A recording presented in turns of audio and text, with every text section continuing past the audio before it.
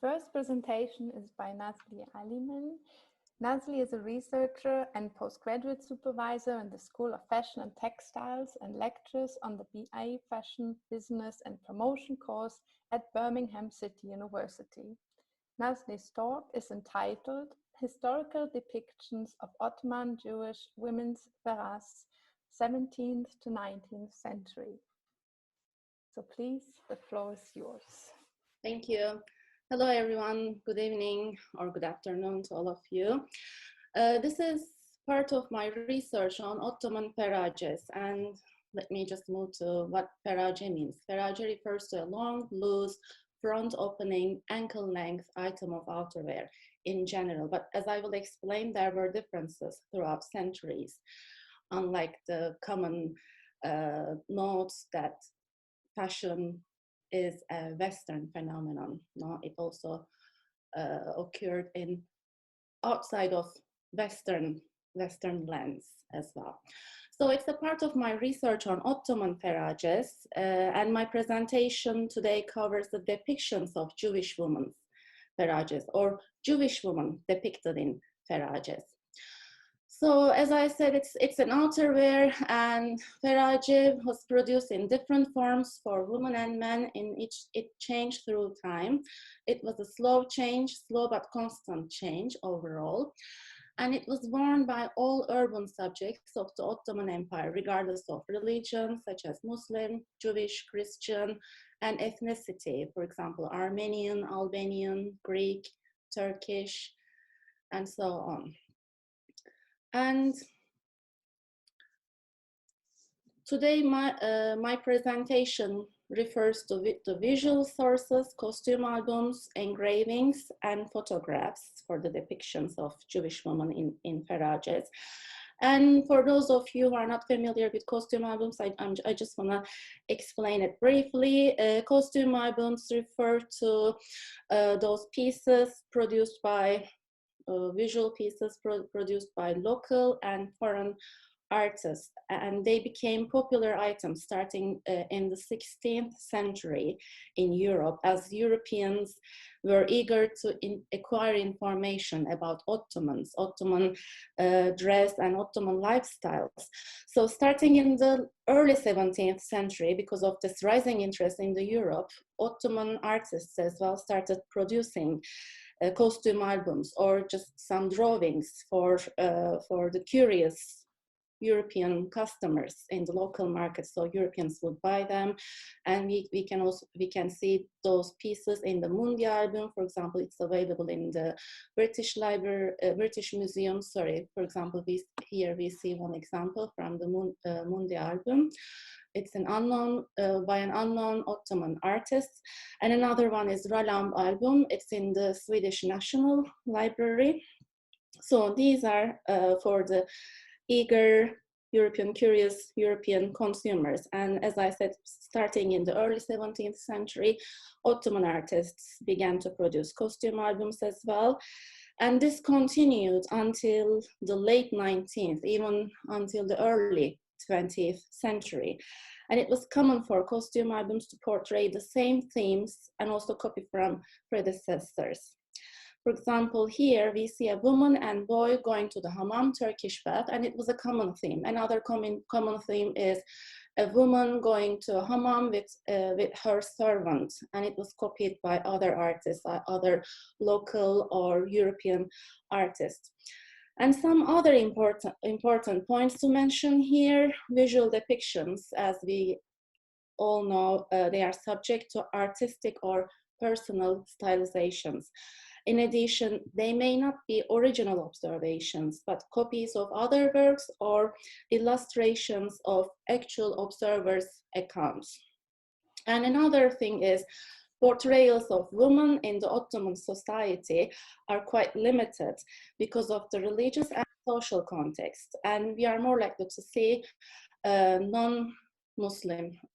Christian women actually, because also Jewish women were to obey the religious rules and also the community expectations. Therefore, Jewish women also were quite unseen in the public spaces. So in the later ages, as we will see one photo, there are controversies whether they are actual posers or some women coming from more communities with more freedom. For example, Christian women dressed as Muslim ladies or Christian women dressed as Jewish ladies. So this is another important point to keep in mind, but we will get back to it. And the final point I would like to highlight here is, although these visual sources present multi-ethnic and multi-religious empire across different times, they mostly depict women from Istanbul and other major Ottoman cities such as Salonika and Bursa. So we seldom get information about clothes and accessories worn by men and women in towns and villages. So this is another difficulty here. Nonetheless, the use of different types of data, visual depictions and written accounts, including firmans, the Sultan's decrees, registers of administratively determined prices, chronicles, memoirs and travel accounts of local and foreign travelers, and historians' scholarly works enabled me to obtain rich information on Ottoman Ferrari, as well as it also provided critical analysis of and comparison of each source alone and together. So today my presentation is going to concentrate on differentiation among women from 3 Abrahamic religions. This is what I want to show you in general first, and then I'll talk about fashion changes. Then I'll look at similarities in Ferrari forms, and then similarities in themes, how women were depicted. And I will end my presentation with concluding remarks, some suggestions, and some opportunities for future studies. So let's continue with differentiation. In the Ottoman Empire, particularly before the beginning of the sartorial reforms in the 19th century, the shape, fabric, and decoration of dress indicated the wearer's class, wealth, and religious and ethnic identity. Religious and ethnic affiliation of the wearer in particular were often decisive, determining the proper and improper colors, forms, and materials for garments, headwear, and footwear. These were generally regulated by the sumptuary laws. The Ottoman sumptuary laws targeted all Muslim and non-Muslim men and women from any class. Non-Muslim subjects of the Ottoman realm were long prohibited from wearing garments equal to resembling Muslims. There were also regulations monitoring and differentiation of dress within and among non-Muslim communities, particularly in the Jewish community. The Jewish religious leaders demanded their community members not to dress like Christians, even in the late Ottoman era, at the end of the 19th and at the beginning of the early 20th centuries. And differences between Muslim and non-Muslim women's ferrages were generally colors and materials used.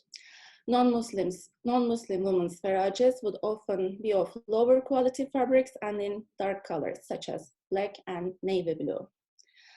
Here we see 3 ferrages drawn by La Chapelle, and these are very elaborated. We see on the left-hand side, there's a Jewish lady in a dark colored ferrage. In the middle, a Turkish lady in a ferrage, and on the right, we see a Greek lady. And these are called Christian. Usually they use Greek or Romeus. And for the Muslim woman, usually they call Turkish, regardless of ethnic background of the person.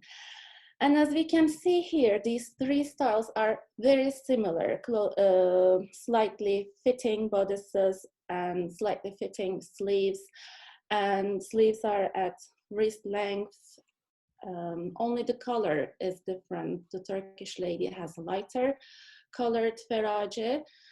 And also some tiny details, the end of sleeves and the shape of the sleeve of the Jewish lady has a difference. Otherwise, as we can see, they are quite similar. And despite the sumptuary laws, women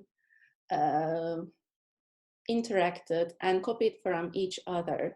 And Muslims dressed like non-Muslims, and usually, actually, when the empire was its peak point, living its greatest days, non-Muslims usually copied, emulated. Non-Muslim women emulated Muslim women, but later on, starting from the late 18th century, and especially in the 19th century, Muslim women started emulating Western fashions, as well as Christian women who were the first adopters of Western fashions in the Ottoman Empire. So and previously in the 16th, 17th centuries, when these were depicted in 1648, around the same time, the regulations were repeated, telling non-Muslim women not to dress as Muslims because they needed to be differentiated in the public sphere. However, as I said, there were these emulations, influences among women. And let's move to fashion. Fashion changes.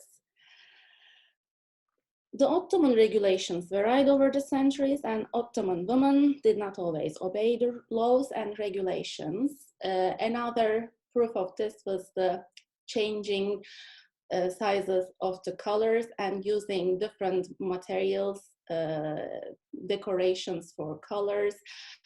This, as we can see on the right-hand side, I will just close this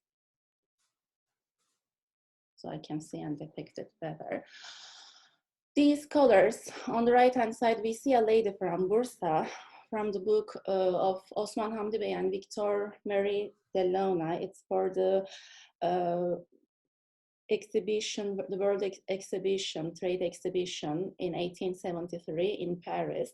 And Osman Hamdi Bey, widely recognized as an Orientalist Ottoman intellectual and artist, together with Victor Marie Delaunay, he photographed people, either actual wearers of those items, or he just gathered some people in a photo studio and took their photos as those wearing local traditional clothing items from different parts of the empire. So this lady is accordingly a lady from Bursa, a Jewish lady from Bursa, and as we can see, her Ferrari has a very long, white, elaborate collar on its back. And this color was introduced into Ferrari fashions in the in the 1720s, and they became widespread towards the end of the 18th century, and the state was not happy with that, and there were regulations repeatedly telling women not to have enormous collars. They shouldn't be more than one hand's length, and if women do not obey this regulation, their collars would be cut in the public sphere. However, women did not obey such rules, and in the following decades, starting from the 1720s, in the following decades, those collars became larger and wider. And this is one important thing. Another thing, if you look at these three depictions, on the left there is one dated to 1648. It's quite form-fitting with an A-line skirt, and the other one in the middle, 1714, by the French painter Van Moor. And it has a very long skirt and quite tight sleeves. And on the right-hand side, very wide sleeves and floor skimming skirt line. So there are such differences, and I do not want to go into more details in terms of changes, since my presentation today is concentrated on Jewish women's Ferrari and the depictions of Jewish women's Ferrari. Therefore, I just want to summarize the interactions were not only between Muslims and non-Muslims of the Ottoman Empire, but also with the Europeans. More importantly, in contrast to the widespread belief on the dress outside the West, there was a slow but constant change in Ferrağes as a result of the political, economic, and social events occurring over centuries. So as I explained, we can see a shift from slightly fitted bodices and sleeves, floor skimming skirts, V-shaped necklines with fastened front openings of the 17th century to ample collars, very loose bodices and sleeves, and floor skimming skirt lengths in the 19th century, in addition to ample, enormous sized collars. So let's continue. Can I click here? Okay. So let's look at the similarities in forms in the depictions, because as I said, like those depictions copy from each other, and also there are difficulties to date such depictions. And here we see two examples, two Jewish ladies. And although there is a 70-year difference between two drawings, we can see the similarities. Slightly fitting bodices, A-line skirts, and wrist-length sleeves, a little bit loose sleeves. And although we cannot see well, they both have round necklines, we suppose. And also, if you look at the headscarves, they are also similar. So this is another thing. And I suggest that the studies of the dress and other clothing items will also help us to properly date such sources. There is one case, like the one depicted by a local Ottoman artist on the left hand or on the right hand side, may be actually from an earlier date, not 1720, when Mandi brought together those depictions and created the Mandi album. And in another case, probably that was a lady from, the lady on the right side, hand side was from a town. As I'm saying this because in large cities, fashions change, and Istanbul, Salonika were the main Ottoman cities where fashions occurred, and they spread through the other cities. So probably that lady was from a remote Ottoman city or maybe a town, and that was the case. This is why it was dated as 1720. However, although both in the early 18th century from a local market in Istanbul, this could be either painted in earlier times or depicting not an urban lady or an urban lady from a remote city. So this is another thing we need to keep in mind, and also we need to highlight in terms of studying dress and depictions of dress in scholarship. And let's continue with similarities. Here we see three depictions. One is from 1790, around 1790, and the other one is from 1818. Usually these dates are referred to the creation of the album, not the creation of each item within a single particular album. And on the right hand side, we see a photo by Osman Hamdi Bey and Victor Marie de Launay from 1873. And despite this difference, it's over 80 years, we can see the differences, similarities among these three, such as loose fitting bodices and wrist length sleeves. Only the lady on the right hand side, her ferrage is different, as it has a quite wide sleeves. And also colors are quite similar. Therefore, another question whether these are dated correctly or not. So let's continue with the poses. As I mentioned at the beginning of my presentation, some poses became quite popular, and artists just continued using the same poses, or considering the skirt lines, they were getting longer and longer. So probably this is how women were walking around, and also written accounts of those eras also mentioned that women would gather their front skirts with one hand, and this was also the way depicted in those drawings. So we can see through 100 years how similar those depictions are. Their poses, the ladies' poses are. So another common theme. And concluding remarks, as I said, there's a need, a great need in researching Ottoman women's clothing, especially how Ferrâces disappeared. Accordingly, the use of Ferrâces in urban areas came to an end at the 19th century, as they were banned by the Sultan Abdülhamid II, and they introduced charshaf instead. However, Ferrâces remained as popular outerwear in rural areas until the 1930s, when the modernizing reforms of the new state decreased the number of Ferrâce wearers.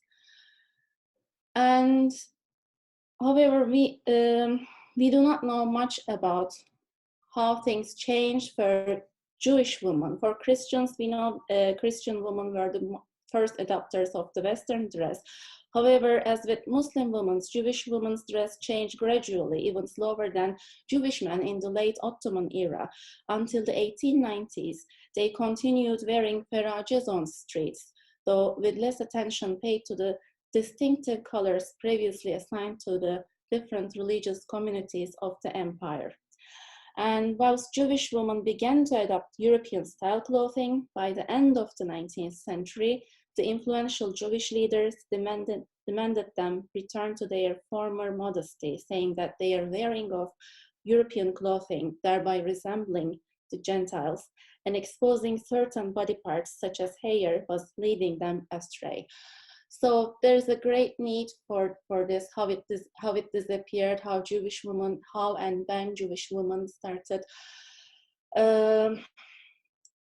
dressing like their Western or Christian peers, other Christian and Western women. So we don't know much about this. So there's a great need for this study, as well as oral history research, because there are still people who witnessed the early 20th centuries or heard about the early 20th centuries, how things changed in their families.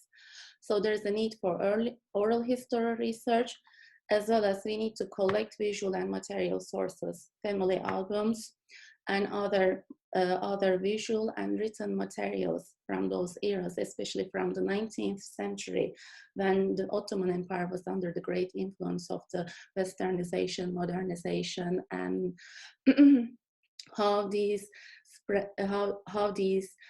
spread among Jewish women, how those impacted the way they dressed. And the other materials, in addition to family albums, can be newspapers and responses, so on. And another thing, accessibility, especially this is what I experienced while doing my research, accessing especially private collections, private museums collections. For example, the one on the left, from Sabiha Tansu Museum in Istanbul. And this Ferrâce was presented in the museum. It was in the museum collection, so everyone could see that. On the other hand, in Sadberkan'ın museum collection, there was no Ferrâce presented in the museum building, and thanks to a common contact, she was working in the Koç group, which owns the same museum. She put me in touch with the director of the museum, and this is how I could reach the collection, I was able to see few pieces, few selected pieces from the collection, not all. So transparency and also accessibility, availability, because we don't know what they have in their collections, what sources they have in their collections, especially for us researchers. I think transparency is very important.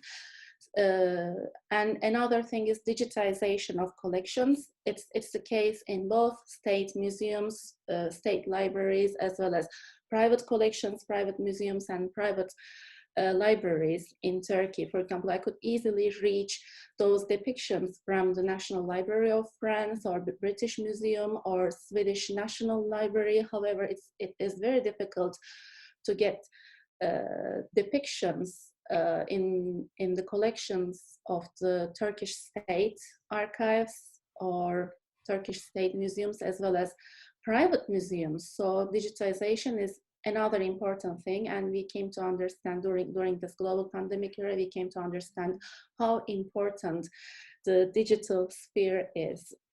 So I hope there will be efforts to increase accessibility, especially for researchers, transparency, increased transparency, and also digitization of collections. Therefore, we can know more about those women, those dresses, and we can enlighten the historical background more. We can understand previous generations more. So this is all. Thank you very much.